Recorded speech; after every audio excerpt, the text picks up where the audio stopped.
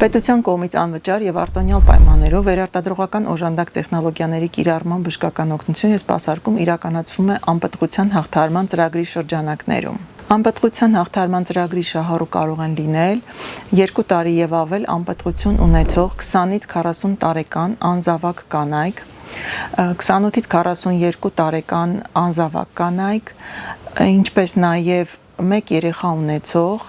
2 տարի եւ ավել անպտղության ախտորոշում ունեցող ամուսնական զույգերը եւ զոհված ինձառայողների ծնողները։ Անպտղության հաղթահարման ծրագրի շահառու դառնալու համար քաղաքացին պետք է դիմի վերարտադրողական օժանդակ տեխնոլոգիաների կիրառման բժշկական օգնություն եւ սպասարկում իրականացնող բժշկական կազմակերպություններ, որոնք իրականացնում են պետական պատվերի շրջանակում բժշկական օգնություն եւ սպասարկում։ Դրանք Երևանում գործող 7 բժշկական կենտրոններ են եւ մարզերում 2 մարզում ունենք օժանդակ սերմնավորման ծառայություն։ Երևանում գործող բժշկական կազմակերպություններն են IVF Life-ը, Աստղիկ բժշկական կենտրոնը, Շենգավիթ բժշկական կենտրոնը, Մարգարյան ծննդատունը, Վիտրոմեդ բժշկական կենտրոնը, Վերարտադրողական առողջության պերինատալոգիա մանկաբարձության եւ գինեկոլոգիայի հանրապետական ինստիտուտը, Fertility Center բժշկական կենտրոնը։ Մարզերում գործող օժանդակ սերմնավորման բուժհաստատություններն են Մարտունու ծննդատունը եւ Գյումրու բժշկական կենտրոնը։ Մեր առաջի խմբի 2 տարի եւ ավել անպտղություն ունեցող կանանց համար պարտադիր պայման է 2 տարի եւ ավել անպտղության ախտորոշում ունենալը, ամուսնությունը պարտադիր պայման չէ։ Եվ նաեւ մեկ այլ խումբ նշեցի արդեն իմ նշած խմբերի մեջ, դա 28-ից 42 տարեկան կանայք են, որոնց համար անպտղության ախտորոշումը պարտադիր չի, միայն պարտադիր է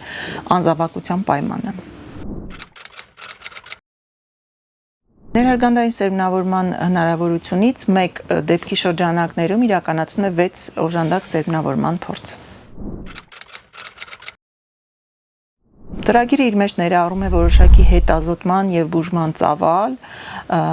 հետազոտությունների ծավալը սահմանվում է կառավարության մեկ այլ որոշմամբ, այդ ծավալի մեջ ներառված հետազոտությունները յուրաքանչյուր փուլի համար անվճար են։ Անպտղության հաղթահարման ծրագիրը իր մեջ չի ներառնում օրինակ դոնորական սեռաբջիջների կամ փոխնակմոր ծառայությունների վճարները, բացառություն են կազմում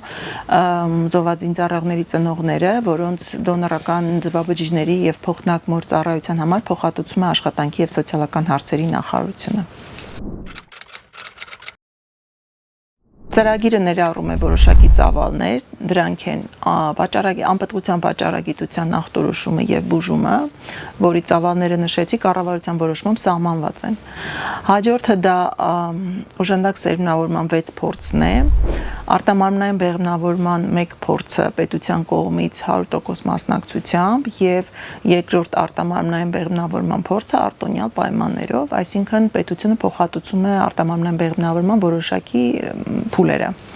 Ինչպես նաև հավելյալ սաղմերի պահպանում եւ տեղադրում ելի որոշակի կառավարության որոշմամբ սահմանված ծավալների մեջ։ Անպտղության վերաբերյալ վերջին հետազոտությունը իրականացվել է ՄԱԿ-ի բնակչության հիմնադրամի կողմից եւ ըստ ՄԱԿ-ի բնակչության հիմնադրամի ունենք առաջնային եւ երկրորդային անպտղության ցուցանիշներ։ Առաջնային եւ երկրորդային անպտղության ցուցանիշների վերլուծությունը ցույց է տալիս, որ Հայաստանում մենք ունենք երկրորդային անպտղության զգալի աճ եւ հատկապես դա արական գործոնով պայմանավորված անպտղության աճն է։ Խոսելով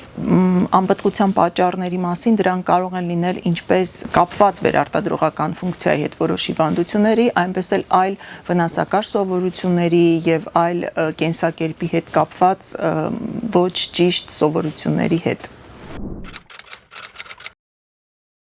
Նշեմ, որ 2019 թվականից մինչև 2025 թվականի 6 ամիսների ընթացքում ծրագրի ընդլայնման արդյունքում մենք ունենք 1193 երեխայի ծնունդ, նրանցից 94-ը զոհված զինծառայողների քույրեր եւ եղբայրներ են։ Նաև ծրագրի ընդլայնման արդյունքում մենք տարեց տարի ունենում ենք առավել շատ շահառուներ։ Օրինակ համեմատության համար նշեմ, որ 2022 թվականի ընթացքում ունեցել ենք 842 շահառու,